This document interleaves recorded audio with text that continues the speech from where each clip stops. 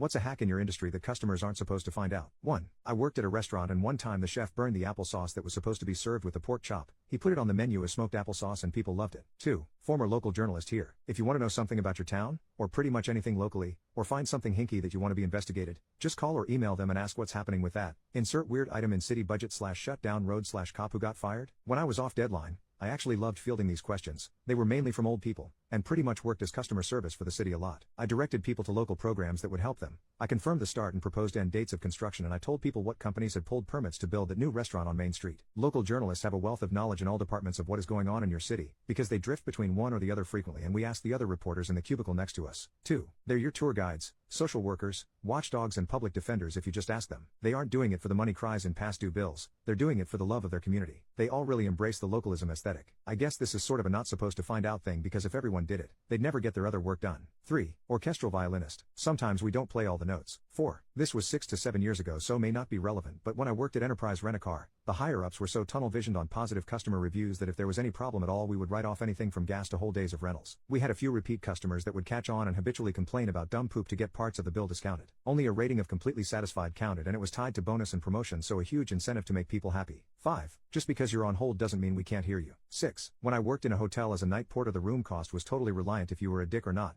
I obviously couldn't just give rooms away, but I could pretty much knock off 50%. One day a very tired woman came in with her baby and I couldn't get the payment to go through it all, so I did give it to her for nothing, just had to make sure she was out before 9 a.m. and I cleaned it myself. 7. Dog trainer. This is a hack we want people to understand. One reason we can get your dog to do something so fast is because we use a high rate of reinforcement. Example, I'm training your dog to walk on leash without pulling, and we practice in your driveway. I feed the dog 20 tiny pieces of food by my knee as we walk to the end of the driveway. The first time a client tries the exercise they may use 5. The mechanics of the exercise look easy, but it takes time to get used to. And when people are practicing on their own they do other things, instead of focus on the exercise. They forget how often they need to reinforce the dog for doing the right thing. If they do the exercise for 2 minutes during each walk, with a high rate of reinforcement, roar, that may be all it takes. And once the dog starts to learn, you can gradually slow down the roar. 8. If you or a teenager you know are admitted to a name brand, expensive, rich college and their financial aid package isn't enough, write them and ask them for more money. Mention the other schools you were admitted to and that you receive strong financial packages from them. Do not mention specific numbers unless it's a named scholarship, e.g. presidential or provost. At least 5 of my students this year got between 10-20K extra in scholarship money just by soliciting for it. 9. You can rent a nice casket for the funeral and be buried in a cheaper one. 10.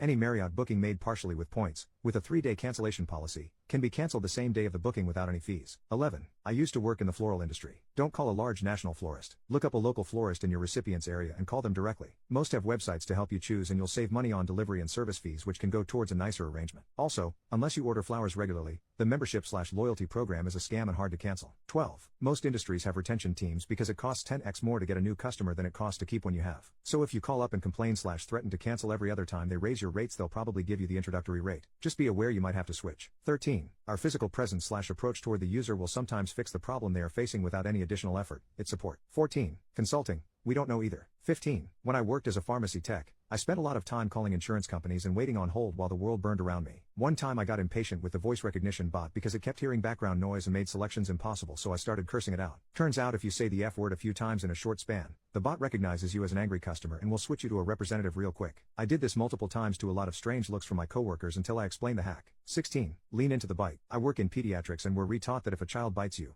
lean into it, push whatever part of you they're biting further into their mouth, because their automatic reaction will be to open their mouth and the risk of them breaking your skin is greatly diminished. 17. Hospital bills are negotiable, to a degree. Always ask for an itemized bill and put some effort into analyzing it. 18. Sometimes teachers do just pull grades out of their ass. 19. If you're nice to my receptionist I will find a way to squeeze you into my schedule. If you're a B then you can have whatever the next available appointment is. If you make the office staff cry you get a certified letter firing you from the practice. 20. I work in it and can confidently say that providing bribery in terms of food or snacks will 100% get your issue taken care of faster and will help you jump the line in the ticket queue.